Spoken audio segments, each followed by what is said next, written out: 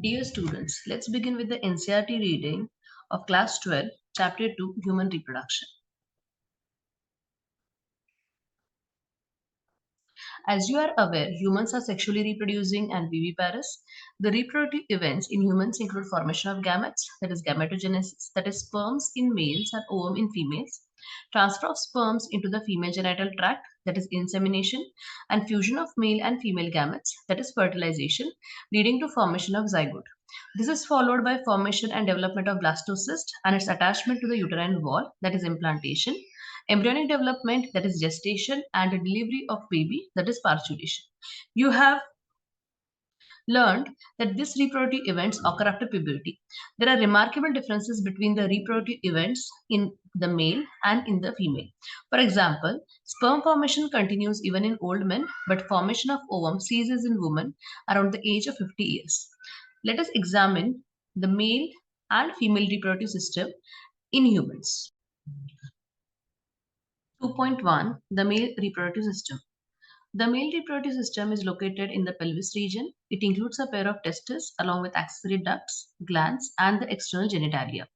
The testes are situated outside the abdominal cavity within a pouch called scrotum. The scrotum helps in maintaining the low temperature of the testes, that is 2 to 2.5 degrees Celsius lower than the normal internal body temperature, necessary for spermatogenesis. In adults, each testis is oval in shape with a length of about 4 to 5 cm and a width of about 2 to 3 cm. The testis is covered by a dense covering. Each testis has about 250 compartments called testicular lobules.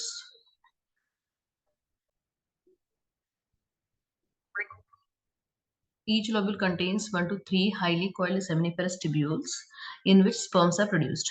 Each seminiferous tubule is lined on its inside by two types of cells called male germ cells, that is spermatogonia, and Sertoli cells.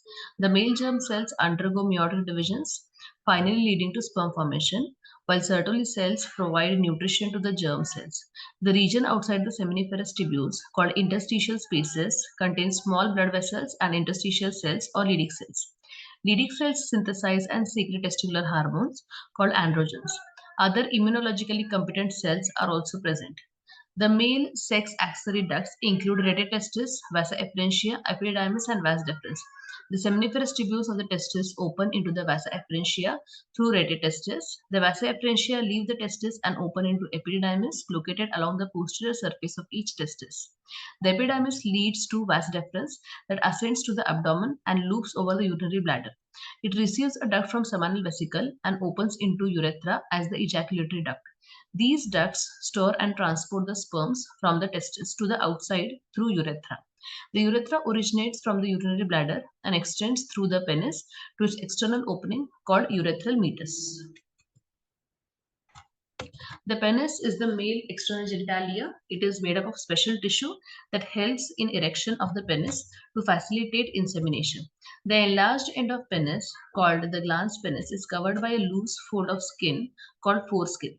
The male accessory glands include paired seminal vesicles, a prostate, and paired bulbourethral glands. Secretion of these glands constitute the seminal plasma, which is rich in fructose, calcium, and certain enzymes. The secretion of bulbourethral glands also helps in the lubrication of the penis.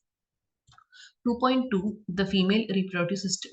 The female reproductive system consists of a pair of ovaries along with a pair of oviducts, uterus, cervix, vagina, and the external genitalia located in pelvic region. These parts of the system, along with a pair of the mammary glands, are integrated structurally and functionally to support the process of ovulation, fertilization, pregnancy, birth, and childcare. Ovaries are primary female sex organs that produce the female gamete, that is ovum, and several steroid hormones, that is ovarian hormones. The ovaries are located one on each side of the lower abdomen. Each ovary is about 2 to 4 cm in length and is connected to the pelvic wall and uterus by ligaments. Each ovary is covered by a thin epithelium which encloses the ovarian stroma. The stroma is divided into two zones, a peripheral cortex and an inner medulla. The oviducts, that is fallopian tubes, uterus, and vagina, constitute the female axillary ducts. Each fallopian tube is about 10 to 12 cm long and extends from the periphery of each ovary to the uterus. The part closer to the ovary is the funnel-shaped infundibulum. The edges of the infundibulum possesses finger-like projections called fimbriae, which help in collection of ovum after ovulation. The infundibulum leads to a wider part of oviduct called ampulla. The last part of the oviduct, isthmus, has a narrow lumen and it joins the uterus. The uterus is single and it is also called womb. The shape of the uterus is like an inverted pear. It is supported by ligaments attached to the pelvic wall. The uterus opens into vagina through a narrow cervix. The cavity of the cervix is called cervical canal, which along with vagina forms the birth canal. The wall of the uterus has three layers of tissue. The external thin membranous perimetrium, middle thick layer of smooth muscle myometrium, and inner glandular layer called endometrium that lines the uterine cavity. The endometrium undergoes cyclical changes during menstrual cycle, while the myometrium exhibits strong contraction during delivery of the baby. The female external genitalia include mons pubis, labia majora, labia minora, hymen, and clitoris.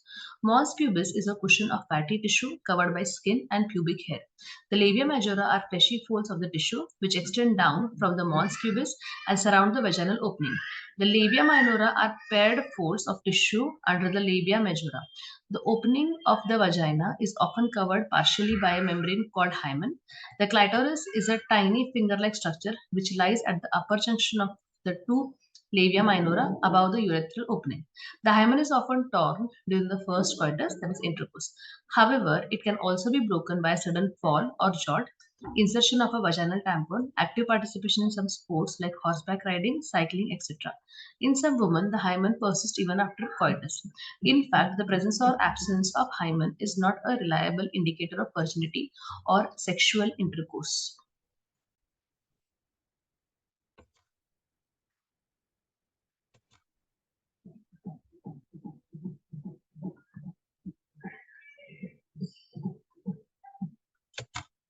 A functional mammary gland is characteristics of all female mammals. The mammary glands are paired structures that contain glandular tissues and variable amount of fat.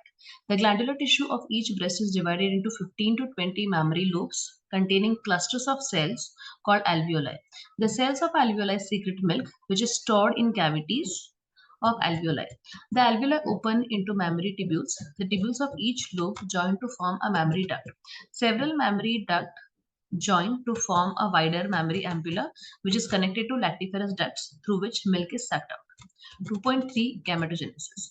The primary sex organs, the testes in the males and the ovaries in the females, produce gametes, that is sperm and ovum, respectively, by the process called gametogenesis. In testes, the immature male germ cells, that is spermatogonia, produce sperms by spermatogenesis that begins at puberty. The spermatogonia present on the inside wall of seminiferous tubules multiply by mitotic division and increase in numbers. Each spermatogonium is diploid and contains 46 chromosomes. Some of the spermatogonia, called primary spermatocytes, periodically undergo meiosis. A primary spermatocyte completes the first meiotic division, that is reduction division, leading to formation of two equal haploid cells called secondary spermatocytes, which have only 23 chromosomes each. The secondary spermatocytes undergo the second meiotic division to produce four equal haploid spermatids. The spermatids are transformed into spermatozoa, that is sperms, by the process called spermiogenesis. After spermiogenesis, sperm heads become embedded in the Sertoli cells and are finally released from the seminiferous tubules by the process called spermiation. Spermatogenesis starts at the age of puberty due to significant increase in the secretion of gonadotropin releasing hormone. This, if you recall, is a hypothalamic hormone. The increased level of GnRH then acts at the anterior pituitary gland and stimulates secretion of two gonadotropins, luteinizing hormone and follicle stimulating hormone. LH acts at the Leydig cells and stimulates synthesis and secretion of androgens. Androgens in turn stimulate the process of spermatogenesis. FSH acts on the Sertoli cell and stimulates secretion of some factors which help in process of spermiogenesis. Let us examine the structure of sperm. It is a microscopic structure composed of a head, neck, a middle piece, and a tail. A plasma membrane envelops the whole body of the sperm. The sperm head contains an elongated haploid nucleus, the anterior portion of which is covered by a cap-like structure, acrosome. The acrosome is filled with enzymes that help in fertilization of the ovum. The middle piece possesses numerous mitochondria which produce energy for the movement of tail that facilitates sperm motility essential for fertilization. The human male ejaculates about 200 to 300 million sperms during a coitus, of which, for normal fertility, at least 60% sperms must have normal shape and size, and at least 40% of them must show vigorous motility. Sperms released from the seminiferous tubules are transported by the axillary ducts. Secretion of epididymis, vas deferens, seminal vesicle, and prostate are essential for maturation and motility of sperms. The seminal plasma, along with sperm, constitute the semen.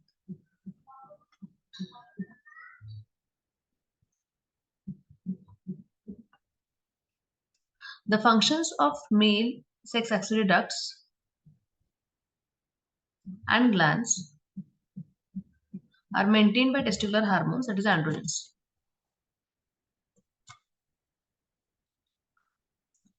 The process of formation of a mature female gamete is called oogenesis.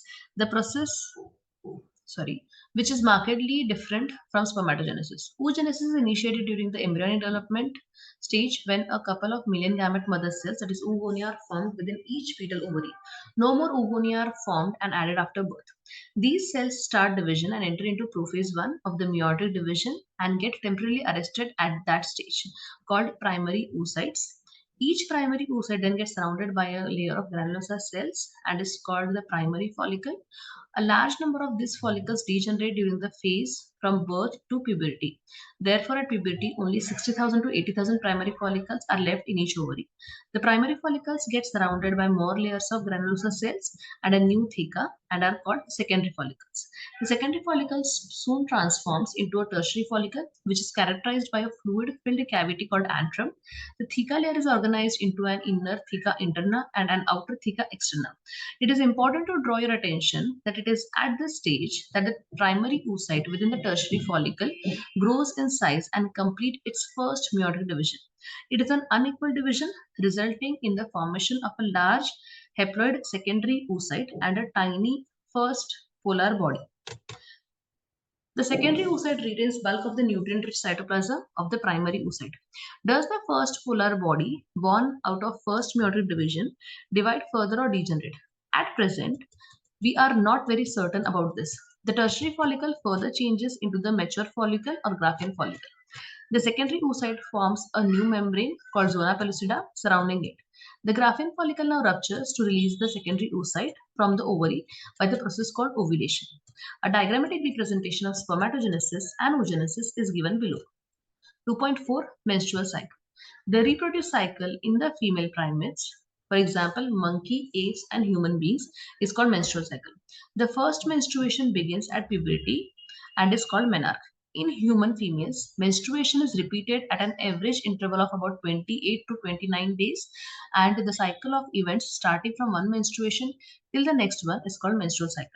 One ovum is released during middle of each menstrual cycle.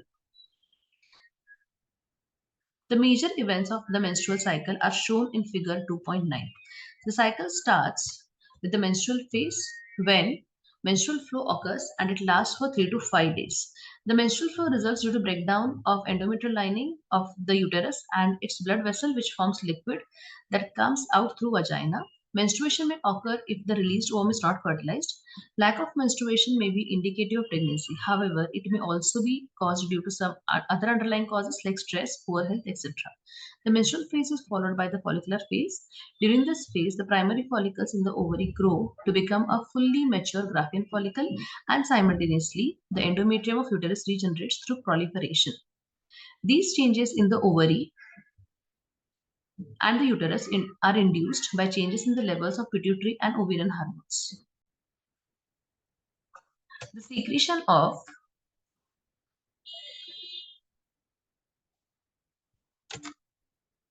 gonadotropins, LH and FSH increases gradually during the follicular phase and stimulates follicular development, as well as secretion of estrogen by growing follicles. Both LH and FSH attain a peak level in the middle of cycle, that is about 14.3. Rapid secretion of LH leading to its maximum level during the mid-cycle called LH surge induces rupture of Graafian follicle and thereby the release of ovum, that is ovulation. The ovulation, that is ovulatory phase, is followed by the luteal phase, during which the remaining parts of the Graafian follicle transform as the corpus luteum. The corpus luteum secretes large amounts of progesterone, which is essential for maintenance of the endometrium. Such an endometrium is necessary for implantation of the fertilized ovum and other events of pregnancy. During pregnancy, all events of the menstrual cycle stop and there is no menstruation.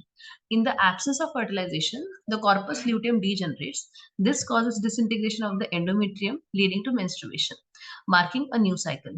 In human beings, menstrual cycle ceases around 50 years of age, that is termed as menopause. Cyclic menstruation is an indicator of normal reproductive phase and extends between menarche and menopause.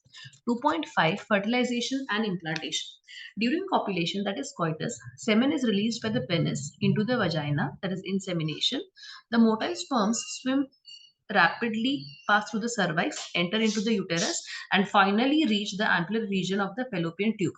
The ovum released by the ovary is also transported to the ampullary region where fertilization takes place. Fertilization can only occur if the ovum and sperm are transported simultaneously to the ampullary region. This is the reason why not all copulation leads to fertilization and pregnancy. The process of fusion of a sperm with an ovum is called fertilization. During fertilization, a sperm comes in contact with the zona pellucida layer of the ovum and induces changes in the membrane that blocks the entry of additional sperms. Thus, it ensures that only one sperm can fertilize an ovum. The secretions of the acrosome help the sperm enter into the cytoplasm of the ovum through the zona pellucida and the plasma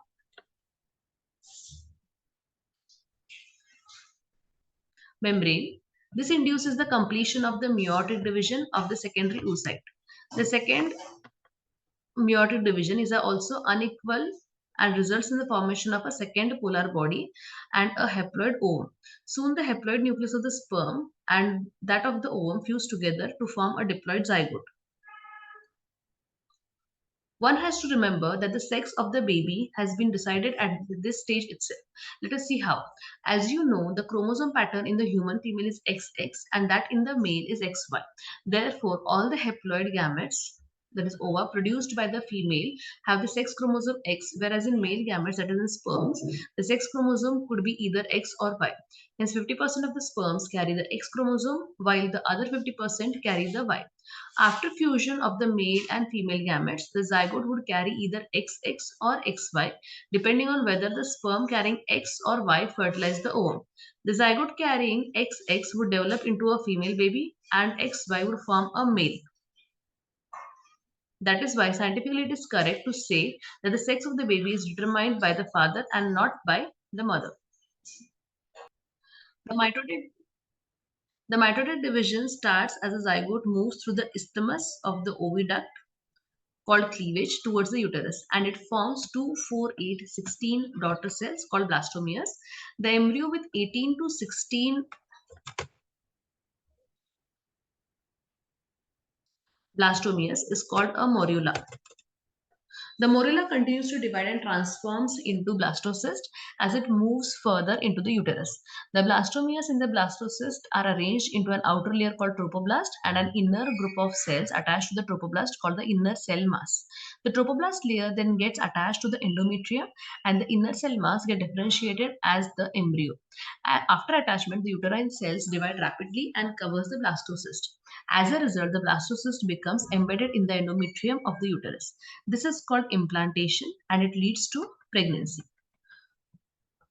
2.6 Pregnancy and embryonic development. After implantation, finger-like projections appear on the trophoblast called chorionic villi, which is surrounded by the uterine tissue and maternal blood. The chorionic villi and uterine tissue become interdigitate with each other and jointly form a structural and functional unit between developing embryo, that is fetus, and maternal body called placenta.